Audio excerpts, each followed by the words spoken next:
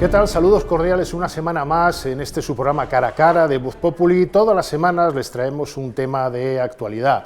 Un tema de actualidad que es semanal, pero también que trascenda la semana en concreto. Hoy vamos a hablar de algo que ustedes habrán oído, aunque no sepan muy bien de qué estamos hablando, que es la entrada de los saudíes, del capital saudí, del capital del petróleo del Golfo, nada menos que en Telefónica, nuestra joya de la corona de las empresas. La Saudi Telecom, STC, ha comprado, ya saben que forma parte del Estado de Arabia Saudí, ha comprado en total un 9% del accionariado de la empresa telefónica española. No exactamente un 9%, ha comprado directamente un 4,9% de acciones y derechos sobre otro porcentaje similar, sin llegar al 10%, para que el Estado español, el gobierno en concreto, no tenga que ejercer la famosa acción de oro. Claro, es un movimiento que ha levantado todo tipo de suspicacias, como se pueden imaginar. Estaba programado, estaba hablado con el gobierno, lo sabía Payete. Bueno, para hablar de todo esto hemos traído a alguien que sabe bastante de mercados, es un analista reputado, doctor en Economía por la Universidad de Essex, Javier Santa Cruz. Encantado de tenerle con nosotros en Voz Populi. ¿Qué tal, Gabriel? ¿Cómo estamos? Muy buenas. ¿Se esperaba este movimiento o no? No, no es un movimiento esperado, ni por parte del mercado, ni tampoco por parte del mercado financiero, pero también incluso del mercado de las telecomunicaciones a nivel europeo, y es una operación que tiene un gran interés porque junto con la toma también de un 10% el año pasado de EQT, que es uno de los fondos de Emiratos del capital de Vodafone, abre un horizonte de gran interés y sobre todo de gran expectación de qué va a pasar con el mercado de las telecos en los próximos años. ¿Para quién tiene interés? ¿Para los saudíes o para España? En general para ambos, es decir, aquí se trata de una pelea bastante importante, porque una de las cosas que tenemos que tener en cuenta es que en los próximos años el consumo de datos, de internet, de todas las plataformas, contenidos, etcétera, va a crecer de una manera pues casi diría exponencial. De hecho las estimaciones que hay son de crecimientos de doble dígito, desde las más conservadoras hasta las más un poco arriesgadas. Para eso tú necesitas una red potente de telecomunicaciones que te pueda vehiculizar todos esos datos y que pueda responder ante la demanda de los consumidores, y esa red hay que pagarla. Y entonces aquí viene la cuestión central, es decir, hasta ahora los principales creadores de contenidos, las plataformas, las grandes tecnológicas, o sea, Google, Netflix, Amazon, etcétera, consideran que la financiación de las redes tiene que seguir a cargo de las operadoras de telecomunicaciones, las cuales recuperan teóricamente la inversión que hacen en el despliegue de redes a través de la tarifa que nos cobran a los usuarios. Sin embargo, lo que hemos visto en los últimos años es que la presión que se ejerce tanto por parte de los reguladores como por parte de los propios operadores de mercado es a una reducción de las tarifas, una reducción de los precios. Cada vez tenemos más servicios a un coste menor. ¿Qué significa? Que cada vez es más difícil recuperar la inversión en redes, no tanta gente está dispuesta a invertir en ello, las compañías de telecomunicaciones se han endeudado de una manera muy importante y esa es la carga de la deuda que tienen una parte sustancial, sobre todo de las telecos privadas, y por tanto eso a futuro no es sostenible. Y entonces, eso por la parte, digamos, de los creadores de contenidos, pero tenemos también, esos son sobre todo los americanos, pero tenemos por otro lado a los chinos. Los chinos están encantados de invertir en redes, de invertir en todo lo que sea necesario como infraestructura para soportar el crecimiento del crecimiento de Internet. Pero ¿qué pasa? Que no nos podemos fiar en absoluto porque en la red va por decirlo así, un software espía. Es decir, saben perfectamente qué es lo que hay. A eso vamos, porque claro, la compra por parte de un régimen como el saudí, que no olvidemos tiene un monarca que está muy enfermo y un príncipe heredero, Bin Salman, al cual Estados Unidos acusó hace un año y medio de descuartizar a un periodista de Washington Post, Khashoggi, les recuerdo, en Estambul. Hombre, no es la mejor tarjeta de presentación, es decir, todos los españoles tenemos nuestros datos volcados, si no es en Telefónica, en las grandes corporaciones. Telefónica es una de ellas o la principal. ¿Estamos seguros? Si no intervienen en la gestión, y no parece que lo vayan a hacer, estamos seguros. ¿Por qué? Pero alguien puede comprar, alguien puede comprar un 10% de una compañía, convertirse en el principal accionista o de referencia para no participar en la gestión. pedirá los asientos del Consejo que le correspondan, probablemente 1 o 2 asientos, pero ser miembro del Consejo de Administración no quiere decir que entres dentro de la gestión de la compañía. De hecho, ahí es donde precisamente se estableció el cortafuegos hace ya 3 años y medio, pero reforzado en los últimos 2 meses por parte del gobierno español, de que si hay alguna toma, en este caso de control o de una participación significativa, tanto sea de una compañía extranjera como si hubiera de fuera de Europa, como también desde dentro de la Unión Europea, se tienen que aplicar una serie de controles especiales, y eso es lo que ahora le toca al nuevo inversor, demostrar que no va a intervenir en la gestión de la compañía. Esa va a ser una de las líneas rojas que le va a poner el gobierno, porque claro, Sí. aquí estamos hablando mucho de la compra, parece que la compra está hecha como quien va a comprar al Mercadona. No, esto es una autorización que al final tiene que ser visada por el gobierno, porque entre otras razones Telefónica es una empresa muy sensible, controla áreas de defensa, y defensa controla áreas de Telefónica, y evidentemente el gobierno español tiene mucho que decir. ¿Le van a poner una serie de condiciones que no sean solo accionariales, sino también operativas? Sí, sin duda. De hecho, siempre van a ser de 2 tipos. Por un lado, las exigencias financieras, que es cuánto están ustedes dispuestos, hasta dónde están dispuestos a llegar. Esa es la pregunta clave. Es decir, ¿se van a conformar con un 9,9% o quieren seguir comprando? Porque no olvidemos que lo que quieran seguir comprando también estará bajo autorización del gobierno. Es decir, el escudo antiopas, que normalmente lo llamamos así, lo que establece es que toda compra por encima del 10% en las empresas estratégicas a nivel general, pero concretamente las que afectan a la seguridad y a la defensa nacional, a partir de un 5%, tienen que estar autorizadas por el gobierno. Entonces, esa es una salvaguardia que España en los últimos 25 años no ha tenido. Es decir, España tuvo un proceso en términos generales muy exitoso de privatización de sus empresas públicas en los años 90,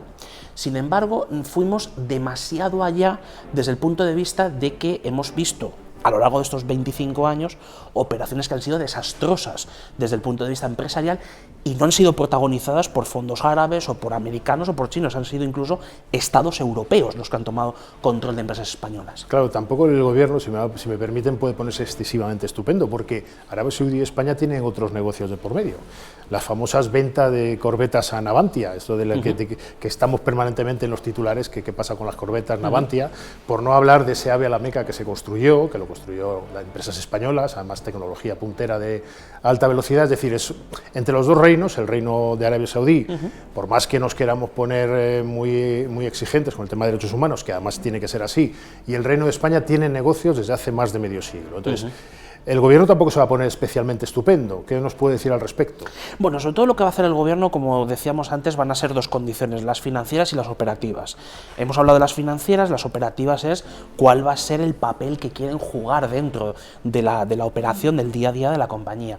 Y ahí lo que vemos es que el histórico de los fondos árabes en general, pero en particular de los saudíes, no es especialmente intervencionista en la gestión de las compañías que toman. Es decir, al final ellos lo primero que quieren es diversificar sus inversiones en el resto del mundo.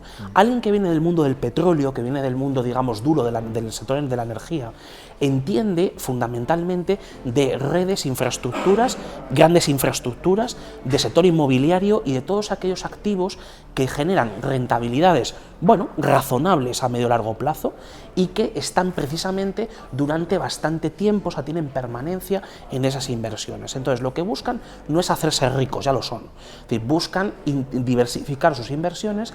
El sector de las telecomunicaciones europeo necesita urgentemente dinero barato, estable y a largo plazo, y eso es lo que se puede dar. En el caso de España, más aún, porque en nuestro caso tenemos un problema también importante de financiación a largo plazo de infraestructuras críticas. O sea, lo estamos viendo con los famosos fondos europeos, de que parecía que íbamos a tener una financiación más o menos razonable para poder abordar esos retos que tenemos, y no lo tenemos, con lo cual necesitamos... De hecho, se están ejecutando pocos fondos europeos todavía. Poquísimos. Y llega poco dinero y se filtra menos todavía a las empresas. Hay un cuello de botella enorme. Estamos con Javier Santa Cruz analizando, ya saben, analista financiero y de mercados, analizando esa entrada extraña por sorpresa de Arabia Saudí en Telefónica. Se está convirtiendo, o se va a convertir en accionista de referencia con casi un 10%. Hombre, la pregunta que no se me puede quedar en el tintero es que vamos a ver, un 10% de Telefónica son 2.200 millones. Hace no tanto tiempo, bueno, igual alguna década, hubieran sido 20.000. Sí. Claro, esto nos lleva a una reflexión. La pérdida de valor de la marca España, de las empresas marca España. ¿Qué nos puede contar al respecto? Pues aquí tenemos dos problemas, Gabriel. El primero es a nivel europeo, que es el sector de las telecomunicaciones europeas, donde, quitando el caso de Deutsche Telekom, que es la empresa pública alemana, y fundamentalmente porque su negocio lo tiene en Estados Unidos, y el resto de las telecos europeas han tenido un problema bastante parecido que el de Telefónica, de caída en bolsa. O sea, al final la bolsa lo que detecta y lo que pone en precio es la capacidad que tienes de generar beneficios futuros de una manera creciente, y eso es algo que, si tú tienes una carga de deuda importante, tus ingresos, aunque crezcan, no crecen lo suficiente y necesitas, y ya estás en un mercado donde tienes unos retos bastante duros desde el punto de vista de financiación, pues eso, obviamente los inversores se buscan otras compañías donde sea más fácil poder invertir. De hecho, lo que generan las telecos en Europa, la rentabilidad sobre cada euro que invierten, ha bajado a la mitad en los últimos 10 años. Con lo cual, obviamente, el atractivo que tienen desde el punto de vista de inversión pues es pequeño. Entonces, eso por el lado europeo. Y luego a eso le tenemos que añadir la cuestión española, porque Telefónica en España está expuesta a principalmente tres problemas. El primero es la aparición, y eso es una de las cosas donde ya estamos otra vez de nuevo en un escenario que lo tuvimos hace unos años, la aparición de competidores que no invierten en redes, no son propietarios de redes, y que por lo tanto tienen la capacidad de poder ofrecer paquetes de servicios a precios muy bajos, competir, y que además los reguladores le den espacio. Y eso es lo que puede suceder con la fusión entre Orange y MásMóvil y la aparición de un cuarto operador que surja de los restos de lo que competencia europea le diga que tiene que vender y tiene que sacar al mercado. Primer problema. El segundo problema es el propio riesgo de España. Es decir, España es un país donde nuestra bolsa está sometida a un riesgo país que se ha conservado y que ha seguido a lo largo de los años anteriores. Y que ha hecho bajar también valor de los bancos, por ejemplo, ¿no? Evidentemente. Decir, estamos hablando de dos sectores absolutamente sensibles en cualquier economía, particularmente la española, porque si algo tiene España es turismo por un lado, construcción por otro, bancos y comunicaciones. A partir de ahí, si eso se devalúa, apaga y vámonos, ¿no? Justo. Y además ahí también tenemos, por ejemplo, uno de los sectores donde ha huido de la bolsa, y de hecho está poco representado en la bolsa española, es el sector del automóvil. Por ejemplo, de los componentes de automóvil hay algunas compañías cotizadas que vienen de ese sector, pero no son las mayoritarias, cuando, si lo que hiciésemos fuera en relación en pesos de lo que hay sobre el PIB de España, pues obviamente tendrían que ser protagonistas. Y por último está el factor América Latina, que es muy importante. Para Telefónica, importante. Para Telefónica, pero también para los inversores árabes. Los inversores árabes están colocando su mirada en América Latina. En el momento en el que Estados Unidos va retirándose su influencia y también su volumen de inversión en América Latina, ¿quién lo está ocupando? Lo están ocupando China por un lado, y los árabes quieren empezar a explorar oportunidades. Entonces, América Latina para España, para el mercado español, tanto buena ha sido durante unos años como ha sido muy negativa en otros, porque hemos visto, por ejemplo, caídas muy importantes de valores españoles por crisis en México, por crisis en Brasil, Argentina no digamos, ¿no? Por tanto, ese es el escenario, esos son los tres condicionantes dentro del mercado español que le pesan a Telefónica, y ahí es donde necesitas, por decirlo así, un electroshock. Entonces, el electroshock, ¿quién te lo puede dar? Alguien que desde fuera, desde un ámbito distinto al del mercado doméstico o incluso al del mercado europeo, confíe en ti y te diga, mira, yo te pongo la financiación que sea, barata, estable a largo plazo, y a partir de ahí poder empezar a intentar alzar el valor de la acción. Dada la pérdida de valor que estamos hablando de bancos, de tecnológicas y de otros sectores, de muchos del IBEX, ¿podemos ver alguna otra operación de este tipo? No digo en el sector de las telecomunicaciones, en el IBEX. Sin duda. No quiero poner nombres porque desconozco, usted sabe más de esto. ¿Vamos a ver alguna de estas? Desde luego que las vamos a ver, desde luego. ¿Con qué capital? ¿Chino? ¿Árabe? Pues probablemente una mezcla de no chino difícil, porque los cortafuegos que se han puesto en Europa con respecto a China son bastante severos. En los últimos 3 años prácticamente hemos roto la mayor parte de los pactos que había de inversiones europeas en China y chinas en Europa. Hace 3 días lo rompió Italia, que era uno de los principales receptores. Sí, ahí está todo el tema del 5G, Huawei y todo esto. Claro, entonces ahí esa cuestión es complicada que sea China, pero tenemos a la puerta, o sea, sea, tenemos ahora mismo dos tipos de actores que te pueden dar un susto mañana o pasado mañana, que son estados, o sea, compañías controladas por estados, y como digo, no solo los árabes, es que lo tenemos en Europa. O sea, en Europa, cuando se desaparece el marco, en términos prácticos, el marco de ayudas de Estado, es decir, que la Comisión Europea pueda vetar operaciones concretas de ayudas por parte de los Estados miembros, esto se convierte en el salvaje oeste, se rompe la unidad de mercado europea. Y eso es lo que ha pasado. Y está pasando en el sector de la energía, está pasando en el sector financiero, está pasando en las telecomunicaciones. Entonces, los Estados europeos, especialmente Alemania y Francia, cuidado porque son potenciales focos emisores de operaciones corporativas. Y por otro lado... ¿Contra España? Bueno, incluso en cuanto detecten una cosa que esté muy barata, ¿no? O sea, eso fue de hecho el movimiento que llevó a aprobar el primer decreto que durante la pandemia, creo que fue el 16-17 de marzo del 2020, sí, para poner ese control previo de inversiones, que existe en todos los países. De hecho, en la mayor parte de las grandes economías europeas es mucho más duro que el español. Pero bueno, la cuestión es que eso es un potencial foco emisor de operaciones, y el otro son grandes fondos que además han capturado durante los últimos 10 años dinero muy barato, que tienen necesidad de invertir conforme los tipos de interés están subiendo y por tanto la exigencia de rentabilidad es mayor, y en ese caso es todavía más peligroso. ¿Por qué?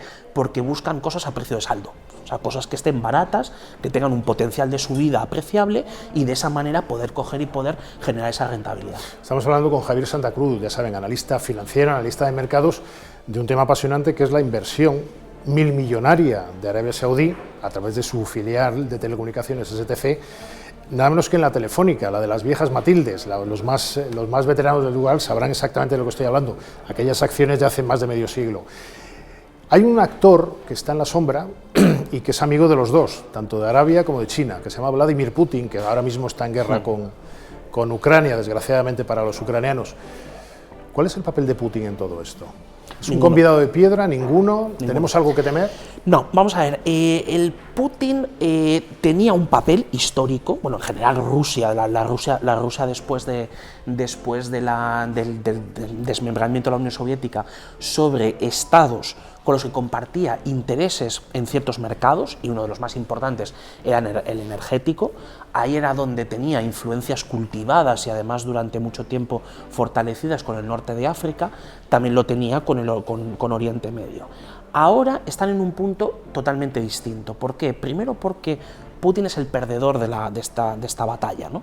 Donde además lo que sí tiene y a donde sí va es a intentar buscar ayuda por parte de algunos fondos, que algunos provienen de Arabia, otros provienen de otros lugares, para intentar mantener a flote sus propias empresas, o sea, para que Gazprom pueda tener, a la mañana siguiente pueda tener los equipos técnicos necesarios para poder seguir bombeando gas, ¿no? Entonces, en ese sentido, en términos geopolíticos, juegan ya distintas batallas. Si esta misma pregunta la haces hace 10 años, efectivamente te digo que hay una conexión y hay un interés común. Ahora ese interés común está roto.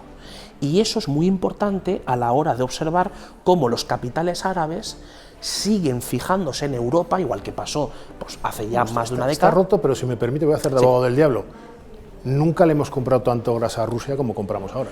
Claro, pero ¿por qué pasa eso, Gabriel? Eso pasa porque el gas ruso se iba a vender sí o sí. Y entonces ahí lo que se busca es quién puede hacer de intermediario para que las sanciones a nivel internacional no puedan aplicar. Pero incluso aunque se sepa que el gas proviene de Rusia, se pueden buscar hasta 2 o 3 intermediarios en cualquier puerto o en cualquier central de regasificación para intentar que los barcos puedan seguir cargando y puedan vender, como es el caso de España. Entonces, eso es una operación, por decirlo así, en términos comerciales, es decir, la operación de supervivencia, porque si no, obviamente, no podríamos explicar por qué Rusia sigue sobreviviendo tantos años de sanciones y desde luego después de la guerra.